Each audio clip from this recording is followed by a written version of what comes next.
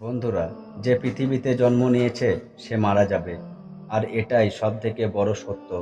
যার থেকে বাঁচতে পারেনি আর কখনো বাঁচতে পারবে না। ভগবানকেও পৃথিবীতে দেহত্যাগ করতে হয়েছিল। মৃত্যুর পর আত্মার সদ্গতি হয়, তার জন্য অনেক ধরনের নিয়ম পালন করা হয়। তার মধ্যে একটি নিয়ম হলো অন্তিম সংস্কারের পর বাড়ি ফেরার সময় পেছনে ঘুরে দেখতে নেই। কিন্তু কেন? আজ এই ভিডিওতে আপনাদের তা জানাবো। তার আগে আমাদের চ্যানেলটি সাবস্ক্রাইব করুন। বন্ধুরা, আপনারা যদি ভগবান শ্রীকৃষ্ণের ভক্ত হয়ে থাকেন তো এই ভিডিওটিতে একটি লাইক করে কমেন্টে লিখুন জয় শ্রীকৃষ্ণ। বন্ধুরা, গরুড় পুরাণ অনুসারে মৃত্যুর পর জীবাত্মা 13 দিনের জন্য তার প্রিয়জনদের সাথে থাকে। ফলে সে কিছুতেই তার দেহের মায়া ত্যাগ করতে পারে না। সে তার মৃত্যু দেহকে দেখে খুবই দুঃখী থাকে। সে বারবার তার মৃত্যু দেহে প্রবেশ করার চেষ্টা করে, কিন্তু জমির পাশে বাধা থাকার জন্য সেটি সে করতে পারে না।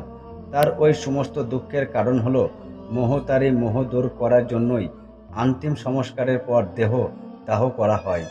তাকে বোঝানো হয়, এবার তুমি সংসারের মোহ ত্যাগ করো, আমরা তোমার মোহ ত্যাগ করে দিয়েছি। এবার নাভি গঙ্গার জলে ভাসিয়ে দেওয়ার পর বাড়ি ফিরে আসার সময় আর পেছনে ঘুরে দেখতে নেই, কারণ পেছনে রয়েছে ফেলে আসা অতীত, আর জীবন হলো বর্তমানের নাম। তাকে আবার অতীত ভুলে নতুন জীবনের উদ্দেশ্যে যেতে হবে, আর আমাদের তাকে ভুলে নতুন করে জীবন শুরু করতে হবে। তাই তাকে বোঝাতে হবে তার প্রতি আমাদের আর কোনো টান নেই।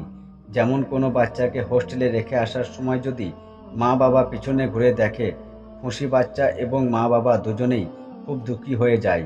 বাড়ি ফিরে আসার সময় পেছনে ঘুরে দেখলে সে আত্মা খুবই দুঃখী হয়ে যায়, আর সে মায়া ত্যাগ করতে পারে না, আর তার মুক্তিও হয় না। কিন্তু এই প্রথা গায়ন ভক্তদের জন্য নয়।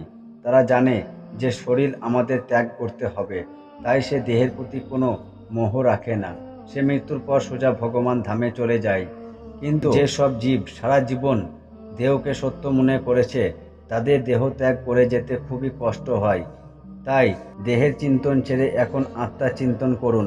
এতে আপনার এই জীবন সুখের হবে এবং মৃত্যুর পরের জীবনও অন্তত আনন্দময় হবে। বন্ধুরা, যে পৃথিবীতে জন্ম